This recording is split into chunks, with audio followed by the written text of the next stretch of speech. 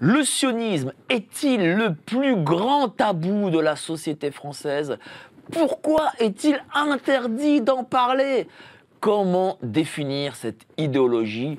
Toutes les réponses avec le docteur en sciences politiques Pierre Hilard. Vous êtes sur Géopolitique Profonde, générique.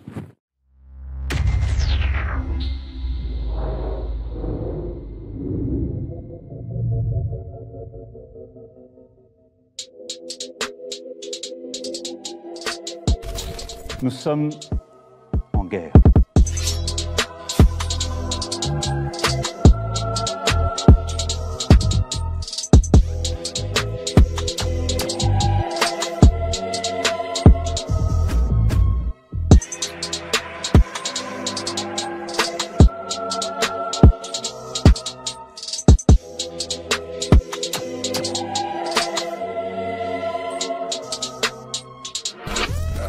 Il ne faut pas avoir peur.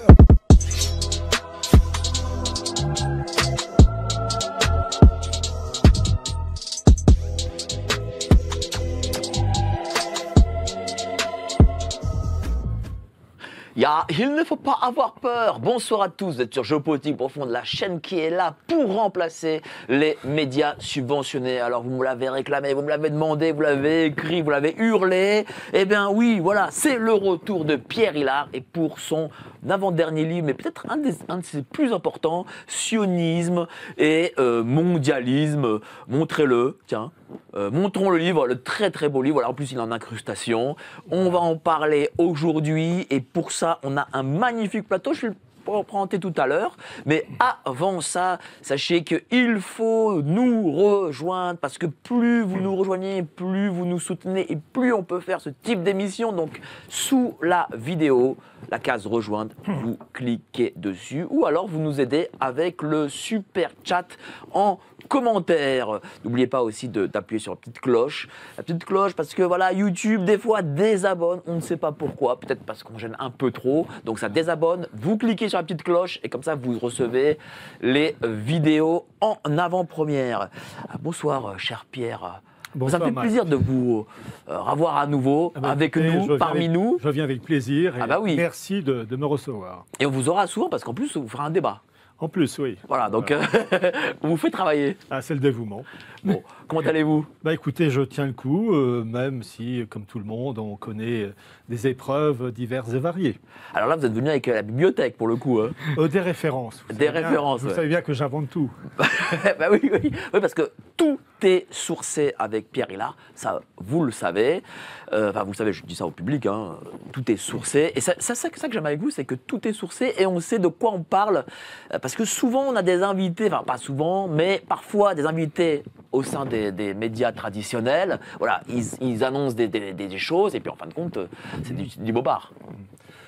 Disons, il faut oui, effectivement toujours s'appuyer sur des faits, des références officielles. Jean de La Fontaine disait « L'homme est de feu au mensonge, mais de glace à la vérité ». J'espère qu'après cette émission, les personnes qui auront écouté donc, mes propos, mais aussi les autres invités, mais en tout cas, ces personnes-là, j'espère qu'elles seront convaincues de tous les faits que j'ai rapportés dans les livres, même si ce sont des vérités désagréables à entendre, mais il faut être solide et supporter le monde réel. Oui, parce que la vérité est parfois désagréable. Mais oui, surtout quand on n'est pas habitué depuis l'école à l'entendre, à l'école, l'université, dans les médias officiels, donc par conséquent, il faut avancer prudemment avec des faits bien calés, puis après, il faut encaisser et digérer. Merci beaucoup, cher Pierre Hilard. D'abord, je vais quand même faire le tour de table. D'abord, Alain Escadin. Comment allez-vous, cher Alain? Mais bien, Mike, merci. Alors, qu'est-ce qu'on doit dire? Alors, moi, j'ai mis activiste catholique. Est-ce que ce serait ça? Vous pouvez mettre président de Civitas International. Ah, voilà, président de Civitas International. Voilà. Alors, dites-nous ce que c'est. Civitas International, c'est l'organisation qui chapeaute toutes les représentations de Civitas dans les différents pays, en Europe, mais aussi sur d'autres continents, puisque nous sommes représentés aussi au Mexique, au Liban, mais bien sûr en Europe, au Royaume-Uni, au Portugal, en Espagne, en Italie, en Suisse, en Belgique. Alors, l'action de Civitas International, c'est quoi? C'est de promouvoir le catholicisme? de promouvoir la doctrine politique, sociale et économique de l'Église catholique et, en l'occurrence, dans le contexte actuel, de combattre le nouvel ordre mondial selon le prisme de l'Église catholique. Oui. Alors, on va aussi en parler. Mais avant ça, je remercie notre ami Mathieu MG, qui est aussi membre de Civitas International, qui nous fait un don de 11,99 €. Merci à toi, cher Mathieu. Tiens, Mathieu, si un de ces quatre tu es dans le coin, tu seras évidemment invité à être parmi nous en plateau. Voilà. Et dès la semaine prochaine, si tu le veux. Voilà, l'appel est lancé.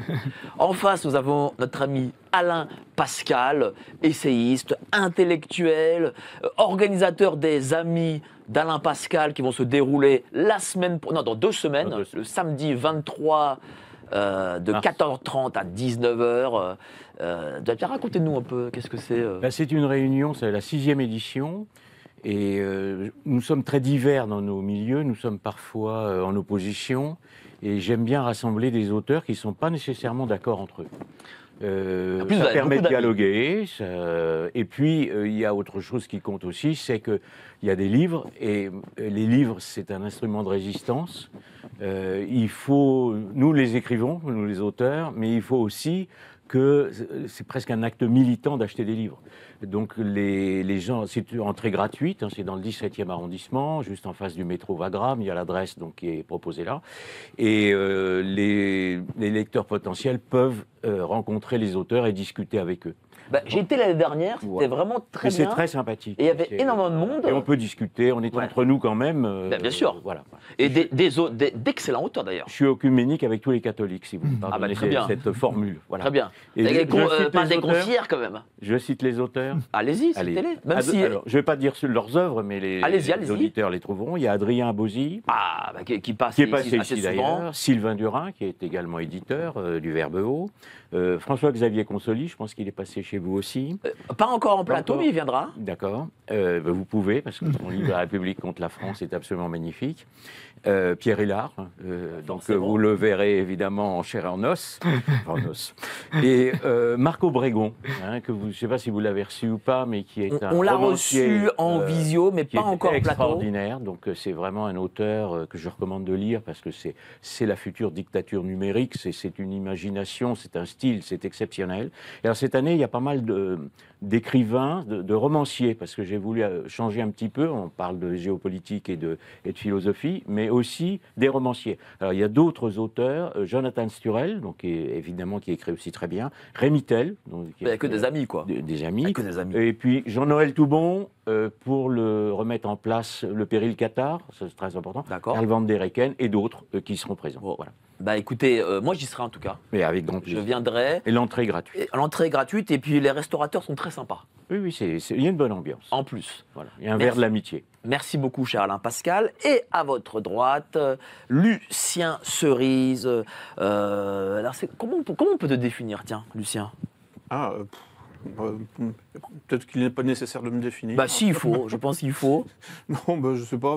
Je me suis fait connaître là avec des spécialiste en ingénierie sociale. Oui, voilà, c'est ça, des publications sur l'ingénierie sociale. Voilà, j'ai associé mon nom d'auteur à ce thème.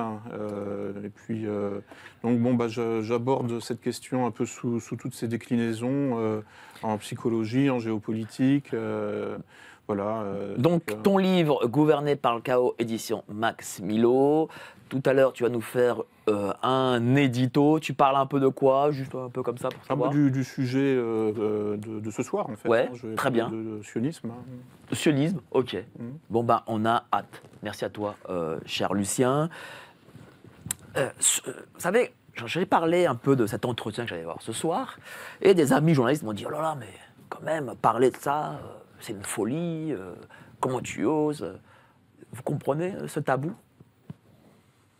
Oui, parce que depuis des années, des dizaines d'années, on ne cherche pas à expliquer ou à présenter des véritables informations historiques.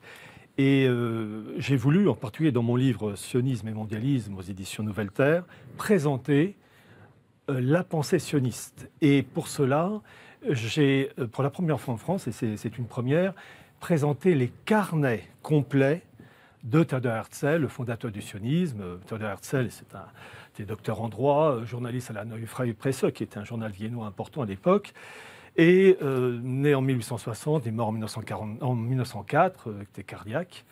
Et il a écrit ces carnets de 1895 à 1904. Il s'est arrêté à peu près 2 mois avant de mourir.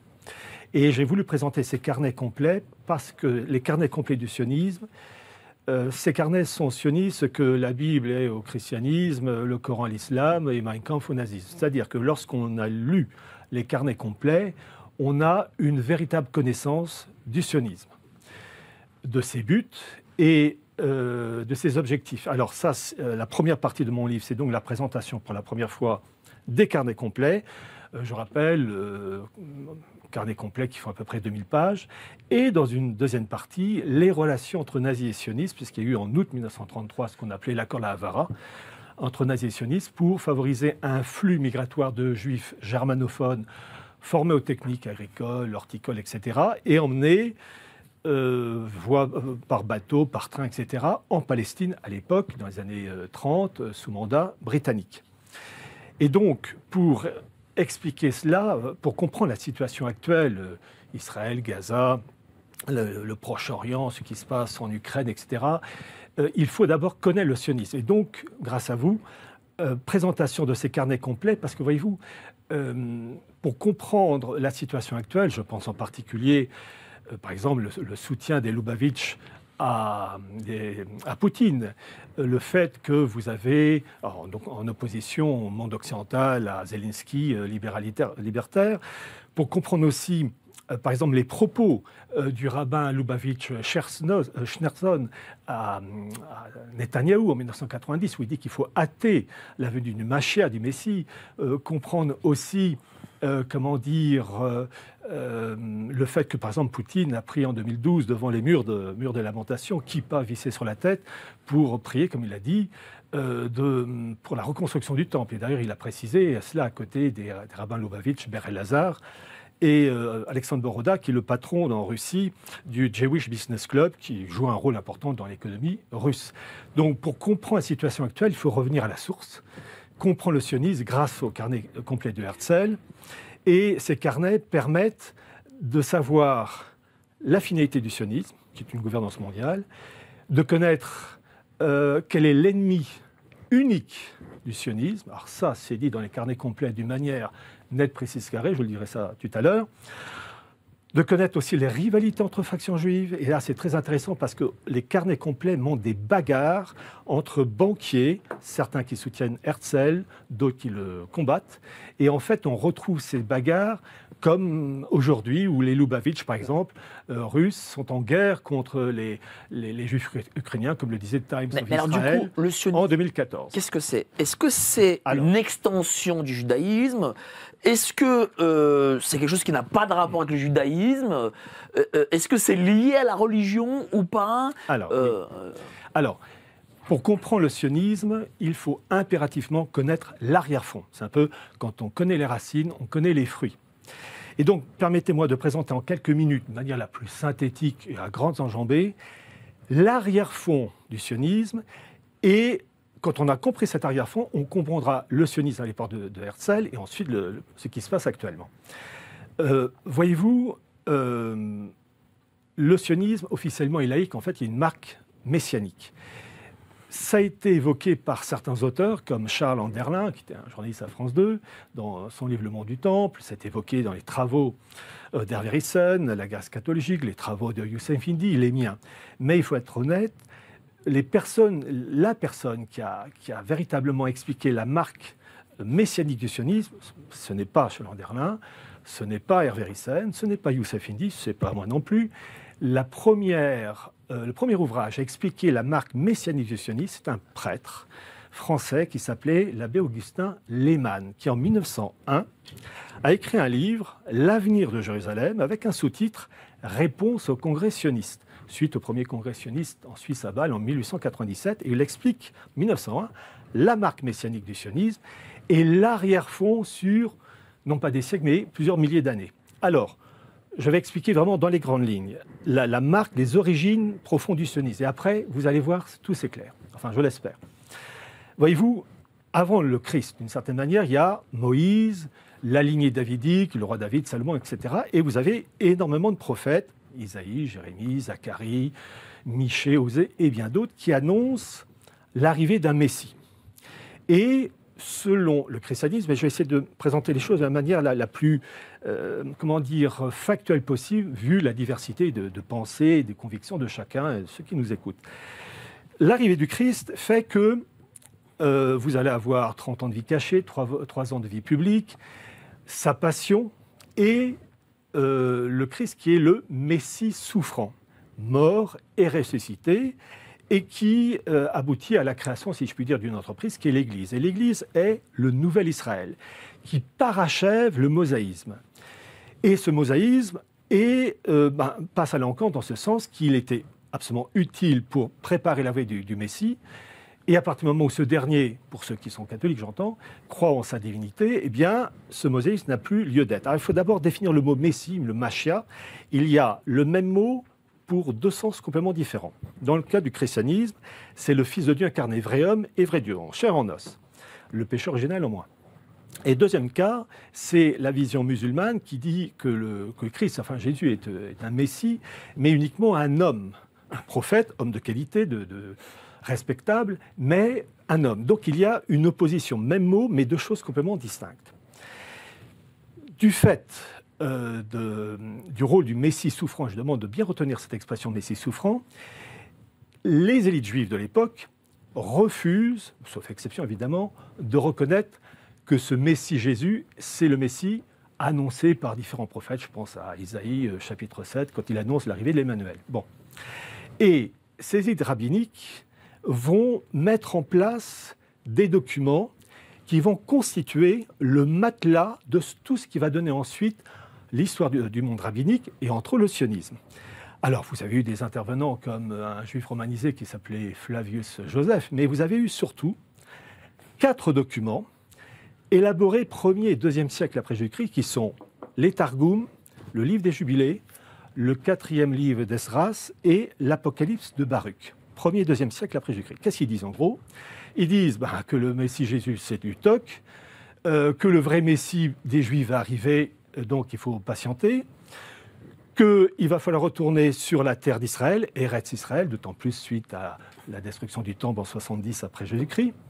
Le fait que tout ça, ça va se faire dans le cadre du millénarisme, dans le chaos, guerre, génocide, famine, destruction de tout genre, et élément capital, là vraiment je pose les jalons, élément capital, le fait que le peuple juif est un peuple divinisé, destiné à souffrir, un peuple juif messie, souffrant, appelé à favoriser la rédemption du monde. Comme vous avez le Christ messie souffrant, il y a le contre-modèle, le peuple messie juif souffrant.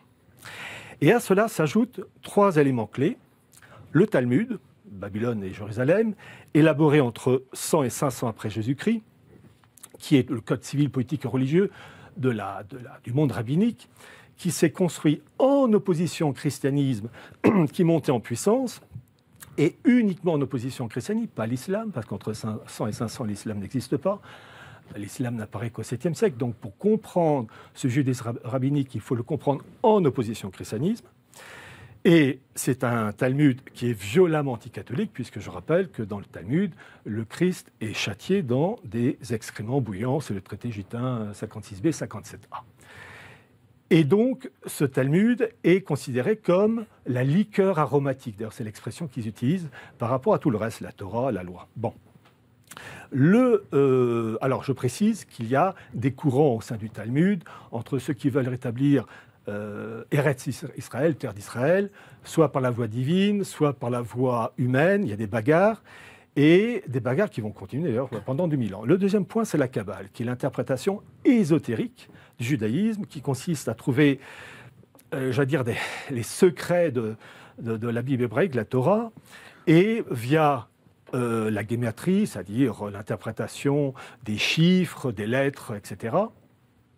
Et vous avez en particulier le fait que la Kabbale, il y a ce qu'on appelle le dieu de la Kabbale, qui est l'Ensof, qu'on peut traduire par l'être suprême ou cause suprême. Et l'être suprême, l'Ensof, qu'on retrouve d'ailleurs donc être suprême dans le préambule de la Déclaration universelle des droits de l'homme depuis 1789. Donc la République, depuis plus de 2 siècles, nous en France, on vit sur une référence kabbalistique. Faut mais le dire. est-ce que par exemple, dans l'Ancien Testament, les prophètes de l'Ancien Testament, les Moïse et compagnie, auraient été sionistes?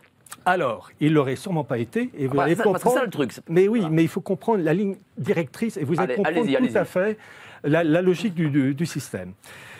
Et la Kabbale, donc, référence ésotérique, et donc, qu'on retrouve dans l'histoire de France, Déclaration universelle des droits de l'homme.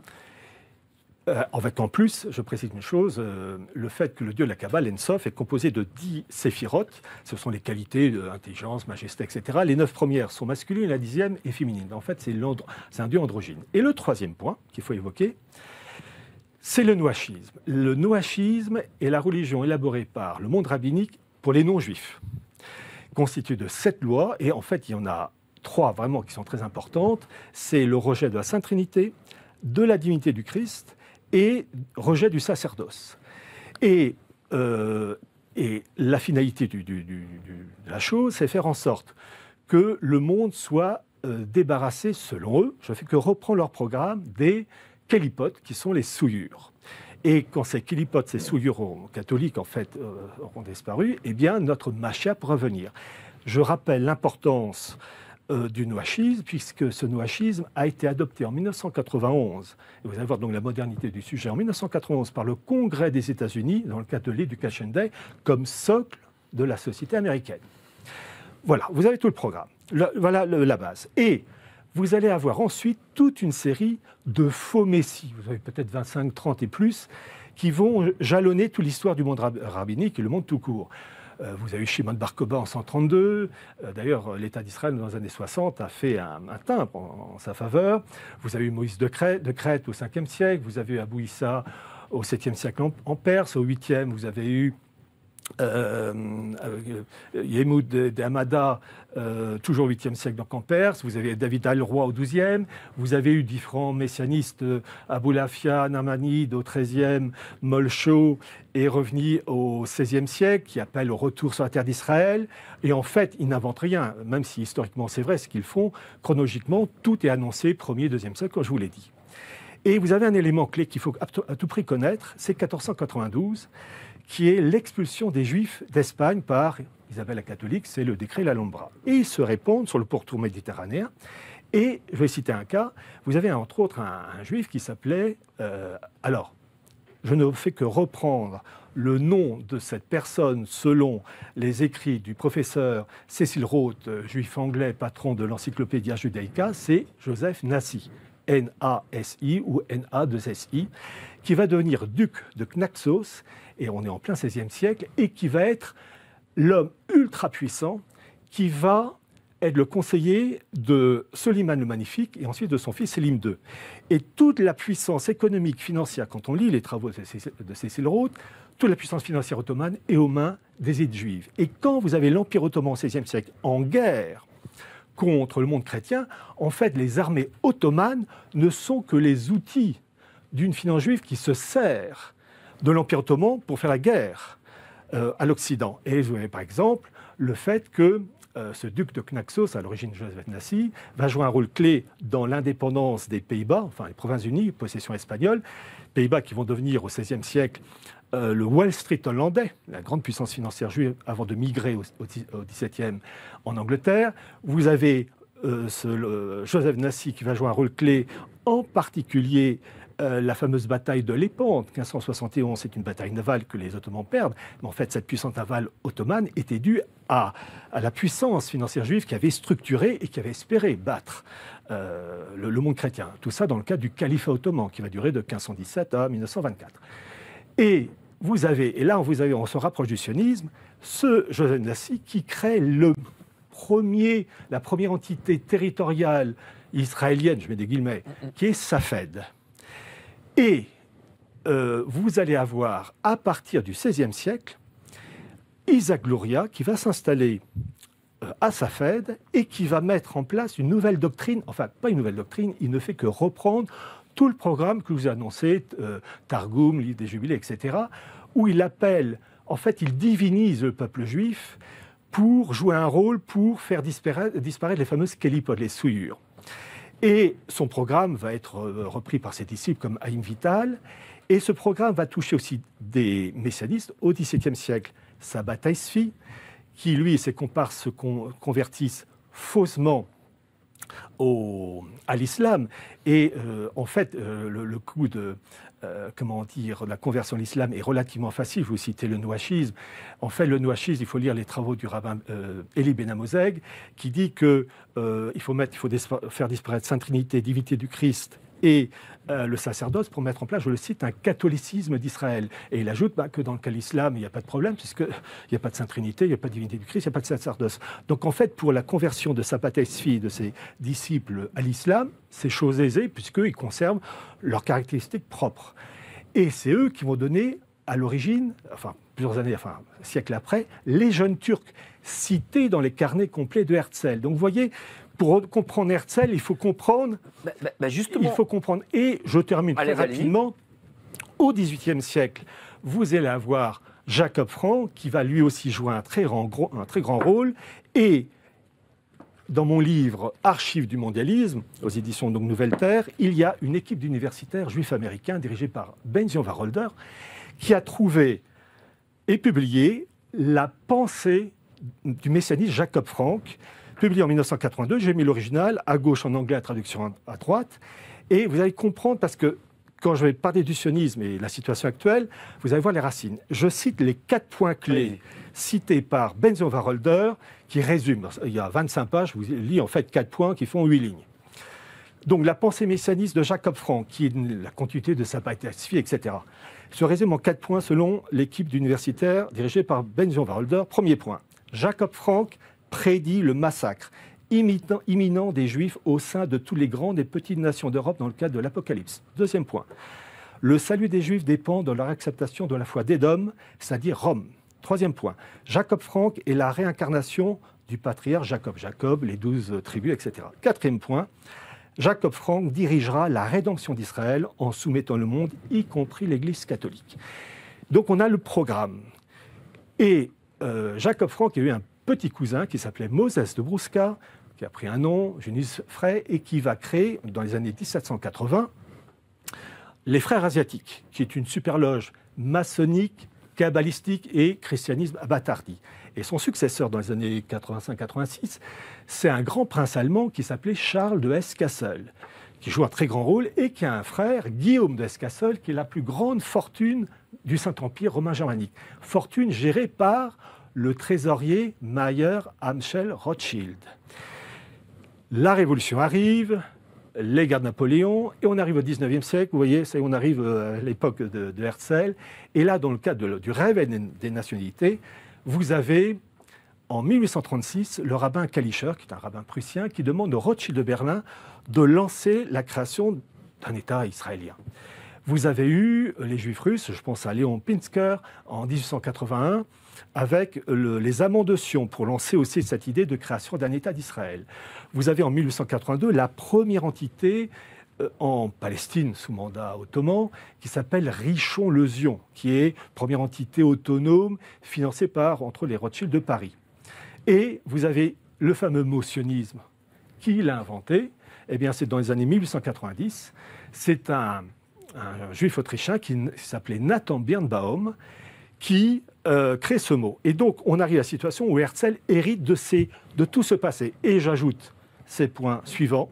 Dans les carnets complets de Herzl, vous avez, premièrement, la volonté de créer un monde unifié. Je cite Herzl dans ses carnets, c'est donc dans mon livre Sionisme mondialiste, je le cite, où il répond à un de ses amis « Rien ne nous empêche d'être et de rester les représentants d'une humanité une tout en étant chez nous sur notre propre sol. Pour atteindre cet objectif, nous n'avons pas besoin en fait de continuer à résider parmi les nations qui nous haïssent et nous méprisent. Si nous voulons réaliser cette idée universelle d'une humanité sans frontières, dans les circonstances présentes, nous aurons à combattre l'idée de patriotisme. Volonté de mettre en place un monde unifié et avec une terre d'Israël bien établie, et l'ennemi unique du sionisme. Et là, il faut que les auditeurs, enfin les personnes qui nous écoutent, comprennent bien l'ennemi unique du sionisme, et c'est écrit en long, en large, dans les carnets, dans les 2000 pages des carnets de Herzl, ce n'est pas l'islam. C'est uniquement le catholicisme, avec des formules du style « le sionisme est bon contre le christianisme ». Il faut démonter le Saint-Sépulcre pierre par pierre. Il n'écrit pas le... Et j'ajoute ce dernier élément, enfin, j'ai presque terminé. Allez-y. Et il précise à un moment donné, Theodor Herzl discute avec l'ambassadeur américain, Oscar Strauss, il lui dit « Nous n'avons qu'un seul adversaire, Rome. C'est parce que le catholicisme romain est aussi universel que le judaïsme. Rome est le frère riche qui est son frère pauvre. » Et lorsque je vous parlais des oppositions entre le monde juif et le monde chrétien, parce qu'il faut bien comprendre que ce judaïsme s'est construit en opposition au christianisme, il y a ce fameux passage où Herzl discute avec l'ambassadeur ottoman à Vienne, et que dit cet ambassadeur? Je le cite, « Les musulmans sont plus proches des juifs que des chrétiens. » Pensez au noachisme. « Parmi nous, quiconque fait une remarque insultante au sujet de Moïse ou d'Abraham a la tête coupée. Nous sommes aussi circoncis comme vous-même. Vous pouvez passer pour un mahométan, moi pour un juif. Nous ne reconnaissons pas le Christ comme le Fils de Dieu. Pour nous, ce sont tous des prophètes. » Qu'est-ce qu'il répond à ça, Herzl? Il est tout à fait d'accord. Et j'ajoute, enfin, ce sont les bagarres entre clans juifs qui sont absolument épouvantables, entre clans banquiers, etc. Et Herzl, en fait, projette cela d'une manière très nette. Et j'ajoute un petit élément que j'aurais dû évoquer plus tôt. Vous avez le livre d'Alexandre Krauss-Haar, aux éditions Ethos, Jacob Frank et le mouvement franquiste. J'ai eu le privilège de faire la préface de cet ouvrage.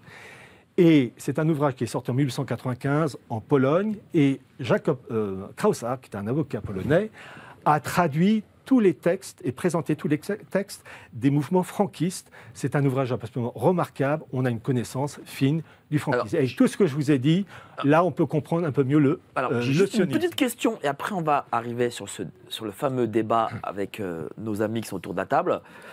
Est-ce que ce qu'on appelle le juif du quotidien est sioniste, ou alors cette vision idéologique qu'est le sionisme, c'est quelque chose qui appartient qu'aux élites mondialistes?